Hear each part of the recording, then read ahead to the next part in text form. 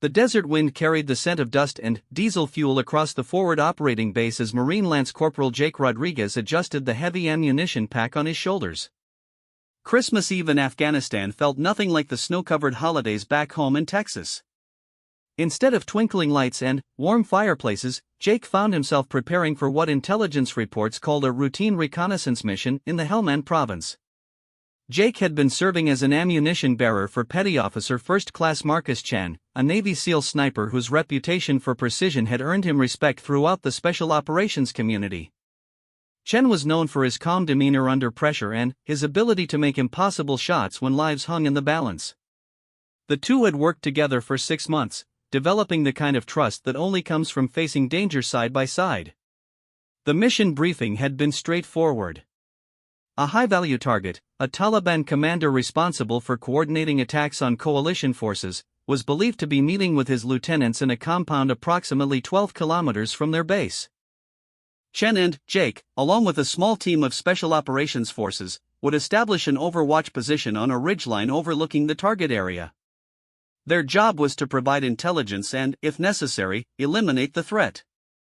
As they loaded into the mine-resistant ambush-protected vehicle, Jake couldn't shake the feeling that something was different about this mission. Chen, usually talkative and quick with jokes during transport, seemed unusually quiet. He checked and rechecked his equipment with an intensity that Jake had rarely seen before. The convoy moved through the darkness, navigating rough terrain and potential IED threats with practiced caution. Jake's role as ammunition bearer meant he carried not only his own rifle and gear but also extra ammunition, spotting equipment, and backup supplies for Chen's specialized sniper rifle. The weight was substantial, but Jake had grown accustomed to the burden over months of training and operations. 2 hours after leaving base, the team reached their insertion point. The ridgeline rose like a jagged spine against the star-filled sky, offering commanding views of the valley below where the target compound sat nestled among a cluster of mud brick buildings. The climb would be treacherous in the darkness, requiring careful navigation through loose rock and potential enemy positions. Chen took point as they began their ascent, moving with the fluid grace of someone who had performed similar climbs countless times before. Jake followed closely, his breathing controlled despite the heavy load and thin mountain air. Behind them, the rest of the team maintained tactical spacing, each man aware that a single misstep could compromise the entire mission. Halfway up the ridgeline, Chen suddenly raised his fist, the universal signal to halt. Jake immediately dropped to one knee, scanning the terrain ahead for whatever had caught the sniper's attention. For several tense minutes, they remained motionless, listening to the subtle sounds of the mountain night. A distant dog barked in the valley below. Wind whispered through the rocks above. But Chen's trained senses had detected something else. After what felt like an eternity, Chen moved forward again, but Jake noticed a slight change in his partner's gait. The sniper was favoring his left leg, though he showed no other signs of distress. Jake made a mental note to keep a closer eye on Chen as they continued their climb. The team reached their overwatch position just as the first hints of dawn began to lighten the eastern horizon. The location was perfect, offering clear lines of sight to the target compound while providing natural concealment among the rocky outcroppings. Chen immediately began setting up his rifle, while Jake established a spotting position with high-powered optics. Through his scope, Jake could see activity in the compound below. Several vehicles had arrived during the night, and armed men moved between the buildings with the purposeful efficiency of a planned operation. Intelligence had been correct. This was indeed a significant gathering of enemy leadership. Chen settled into his firing position, his breathing steady and controlled as he aligned his rifle with potential target areas. Jake provided range estimations and wind calculations, the two working together with the seamless coordination they had developed over months of partnership. As morning progressed, more vehicles arrived at the compound. Jake counted at least 15 enemy combatants, all heavily armed and clearly prepared for either defense or a major operation. The target they sought, the Taliban commander, would likely emerge as the meeting concluded. The radio crackled softly with updates from command.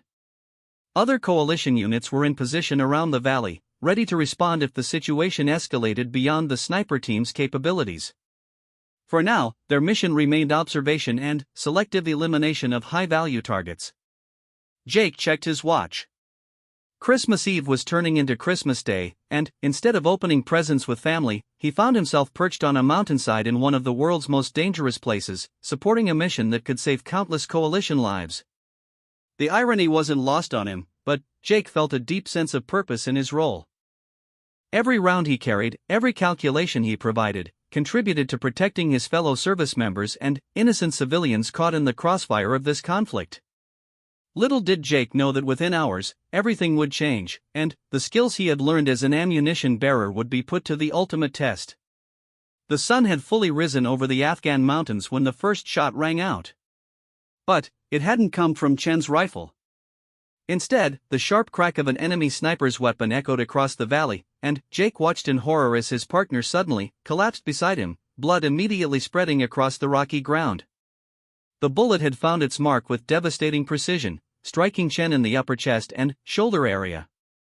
The Navy SEAL was still conscious but clearly in severe distress, his breathing labored and his face pale from shock and blood loss.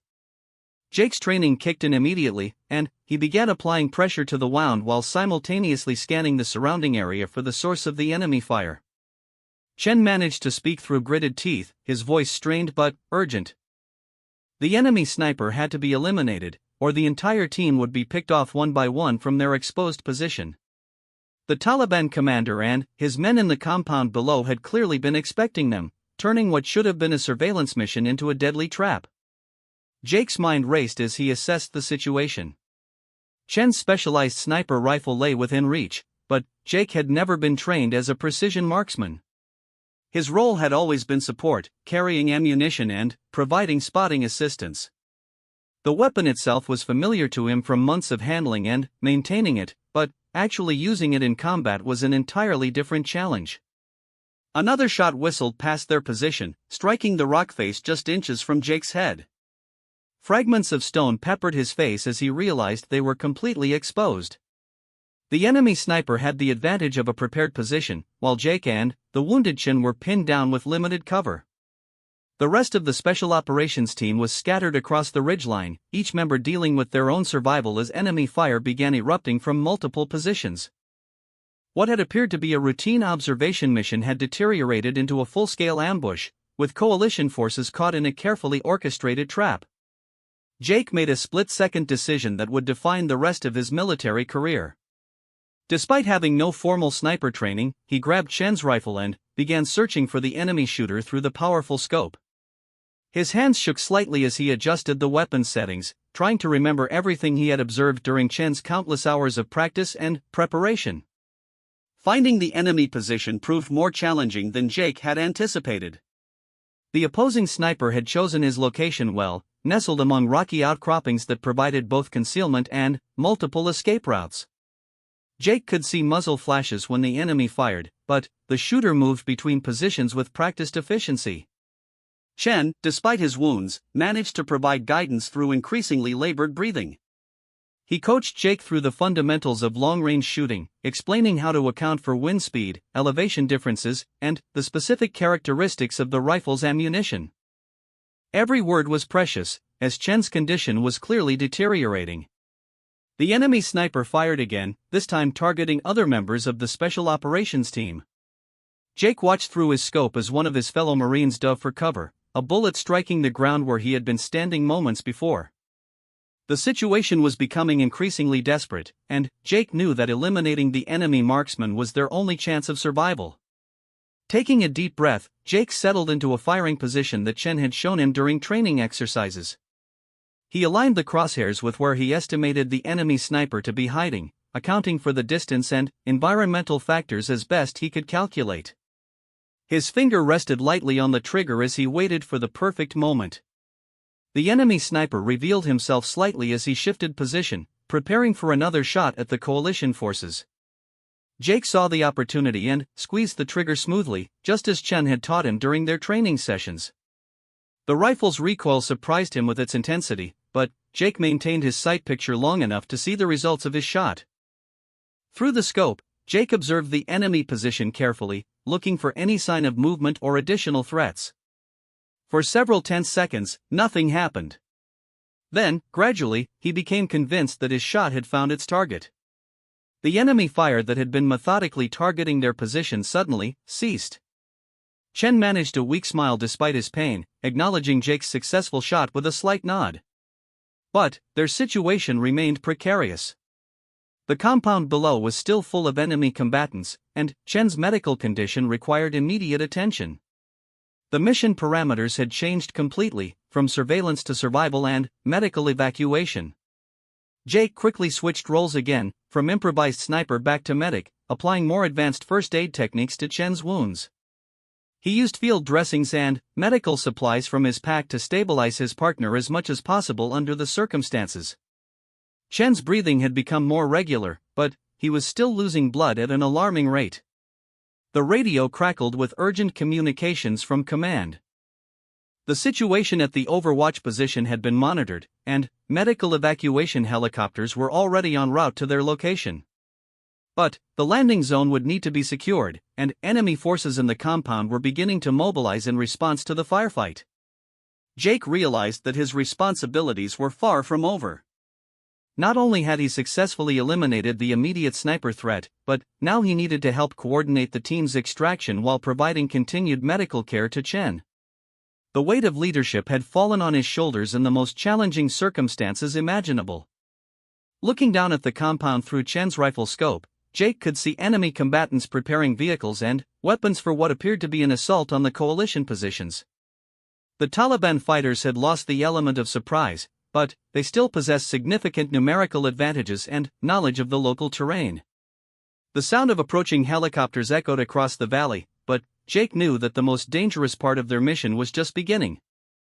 Getting Chen to safety would require precise coordination and possibly more defensive action from his newly acquired sniper position. The thunderous roar of approaching Black Hawk helicopters filled the mountain air as Jake found himself thrust into a leadership role he had never trained for. With Chen seriously wounded and losing blood, Jake became the de facto mission commander for their section of the operation. The weight of responsibility pressed down on him like the heavy ammunition packs he had carried for months, but this burden was measured in human lives rather than equipment. Through the radio, Jake coordinated with the incoming medical evacuation team while simultaneously maintaining overwatch on the enemy compound below. The Taliban fighters had regrouped quickly after losing their sniper, and Jake could see them organizing a coordinated assault on the coalition positions.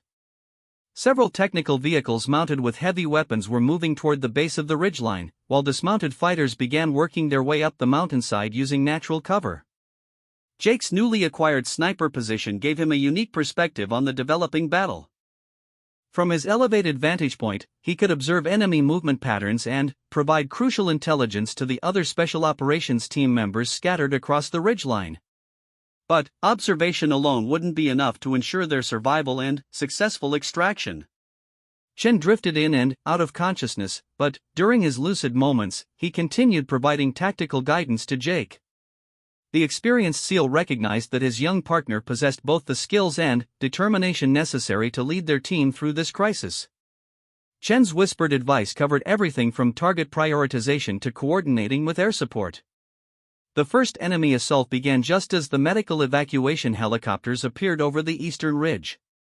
Jake watched through his scope as Taliban fighters advanced up the mountain, using disciplined fire and movement techniques that suggested they had received professional military training. These weren't the typical insurgent forces that coalition troops usually encountered, they moved with the precision and coordination of a well-trained military unit. Jake's first priority was protecting the landing zone where the helicopters would extract Chen and any other wounded personnel. From his position, he had clear fields of fire covering the most likely enemy approach routes to the extraction point. The rifle that had belonged to Chen felt increasingly familiar in his hands as adrenaline and training combined to sharpen his focus. The lead enemy fighter appeared in Jake's scope, approximately 800 meters away and moving steadily up the mountainside toward the landing zone. Jake remembered Chen's teachings about breathing control and trigger discipline as he aligned the crosshairs and gently squeezed the trigger. The shot struck true, eliminating the immediate threat and disrupting the enemy advance. Radio communications from the helicopter pilots indicated they were 2 minutes out from landing. Jake relayed this information to the rest of the team while continuing to engage enemy targets that threatened the extraction mission. Each shot required careful consideration, as ammunition was limited and every round needed to count in this desperate situation. The sound of the approaching helicopters seemed to intensify the enemy's urgency. Jake observed additional fighters emerging from the compound below, some carrying rocket-propelled grenades and other heavy weapons that could threaten the aircraft. The situation was escalating rapidly, and Jake realized that protecting the evacuation would require more aggressive action. Chen managed to speak clearly for a few moments, providing Jake with crucial information about the enemy positions and suggesting target priorities. The veteran sniper's experience proved invaluable even in his weakened condition, as he helped Jake understand the tactical situation from a broader perspective than just eliminating individual targets. Jake began engaging enemy fighters with increasing confidence and precision. Each successful shot not only neutralized an immediate threat but also contributed to disrupting the enemy's coordinated assault. The psychological impact of accurate sniper fire was forcing the Taliban fighters to move more cautiously, buying precious time for the extraction operation. The medical evacuation helicopters appeared over the ridgeline, their rotors creating clouds of dust and debris as they maneuvered toward the designated landing zone. Jake maintained his overwatch position, scanning for any enemy fighters who might have rocket-propelled grenades or other weapons capable of threatening the aircraft. 2 enemy fighters with RPG launchers appeared near the compound, preparing to engage the helicopters. Jake quickly shifted his aim and fired at the first fighter, striking him before he could complete his shot. The second fighter managed to launch his rocket, but the projectile flew wide of its target, exploding harmlessly against the mountainside. The helicopters touched down in a whirlwind of dust and noise, their crews immediately beginning to load Chen and another wounded team member. Jake maintained his protective fire throughout the extraction process, engaging any enemy targets that posed threats to the vulnerable aircraft and medical personnel. As the medical evacuation helicopters lifted off with the wounded, Jake felt a mixture of relief and continued tension. Chen was finally receiving the medical attention he desperately needed, but the tactical situation remained dangerous. The remaining team members were still trapped on the ridgeline, facing a determined enemy assault with limited ammunition and support. Jake's ammunition supply was running dangerously low after the sustained engagement. Each remaining round would need to be used with maximum effectiveness if the team was going to survive long enough for additional support to arrive. The weight of command included making difficult decisions about when to engage and when to conserve resources. The enemy forces regrouped after the helicopter extraction, demonstrating remarkable resilience and tactical flexibility. Jake observed them establishing new firing positions and preparing for another assault on the coalition positions. The Taliban commanders clearly understood that time was working against them, as additional coalition reinforcements would eventually arrive to support the trapped Special Operations Team. Through his scope, Jake could see enemy fighters moving with increased desperation and aggression. They knew that their window of opportunity was closing, and they were willing to accept higher casualties in exchange for the chance to eliminate the coalition forces before reinforcements could arrive.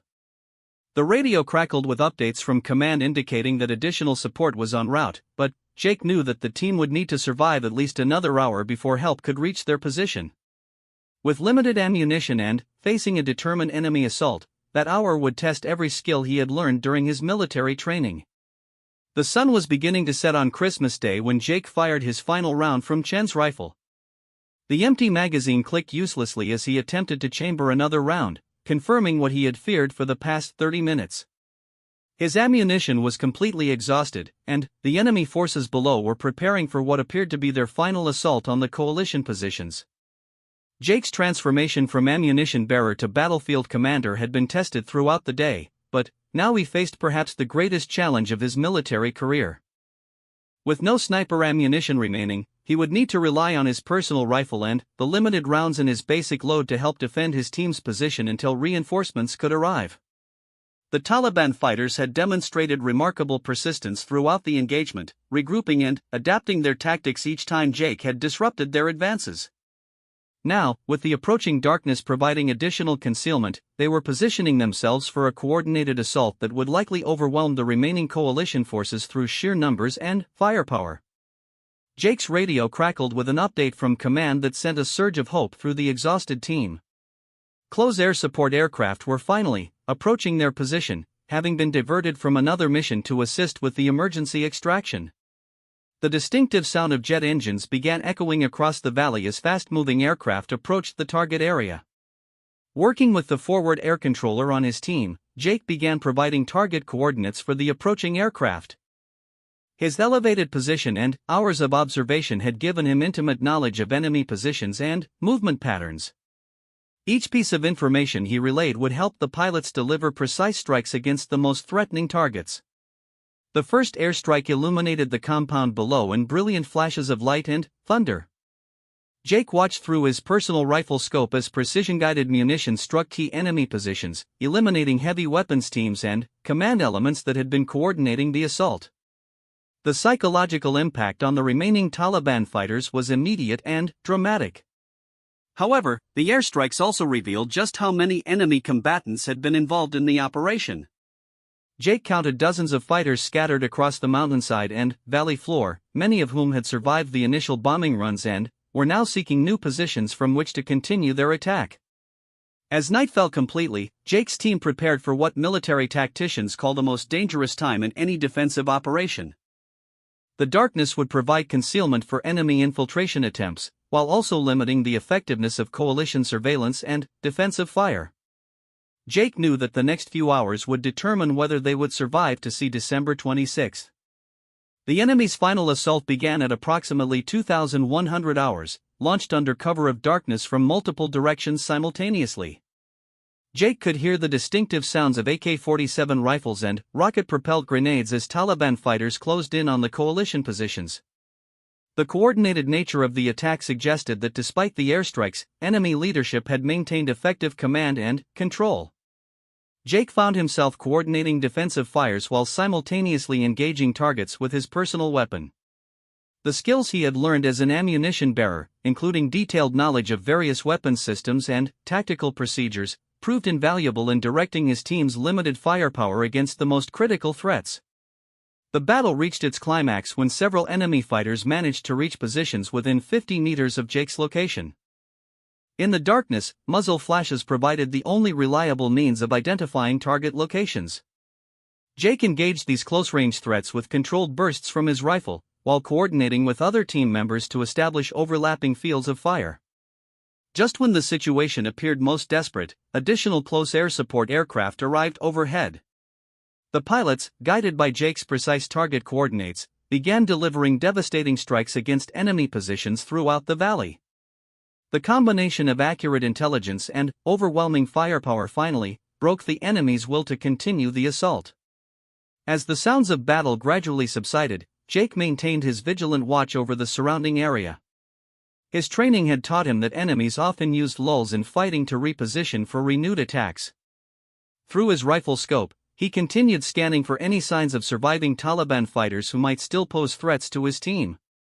The radio brought news that ground reinforcements had finally reached the base of the ridgeline and were beginning their ascent to the team's position. After more than 18 hours of continuous combat operations, Jake's ordeal was finally approaching its end. The relief he felt was tempered by exhaustion and the emotional weight of everything that had transpired. When the reinforcing Marines finally reached their position, Jake provided a detailed briefing on the tactical situation and enemy capabilities. His observations and actions throughout the engagement had prevented what could have been a catastrophic loss of special operations personnel, while also eliminating a significant Taliban leadership cell. 3 days later, Jake received word that Chen had successfully recovered from his wounds and was expected to return to full duty within 6 months. The Navy SEAL had specifically requested that Jake be recognized for his actions during the Christmas Day battle, emphasizing how the young Marine's courage and adaptability had saved multiple lives. The official after-action report credited Jake with eliminating at least 12 enemy combatants, including the original sniper who had wounded Chen. More importantly, his leadership during the extraction and subsequent defensive operations had enabled the successful evacuation of wounded personnel while preventing enemy forces from overrunning coalition positions. Jake's commanding officer informed him that he was being recommended for the Silver Star, the nation's third-highest decoration for valor in combat. The citation would specifically mention his transition from ammunition bearer to battlefield commander, and how his actions exemplified the highest traditions of military service. But, for Jake, the greatest reward was simpler than any medal or recognition. On New Year's Eve, exactly 1 week after the Christmas Day battle, he received a satellite phone call from Chen, who was recovering at a military hospital in Germany. The Navy SEAL's voice was strong and clear as he thanked Jake for saving his life and the lives of their teammates. Years later, Jake would reflect on how a routine mission on Christmas Eve had transformed him from a supporting player into a leader who had faced the ultimate test of courage and competence. The ammunition bearer had indeed stepped up when his SEAL sniper fell, proving that in combat, heroism can emerge from the most unexpected sources when circumstances demand extraordinary action.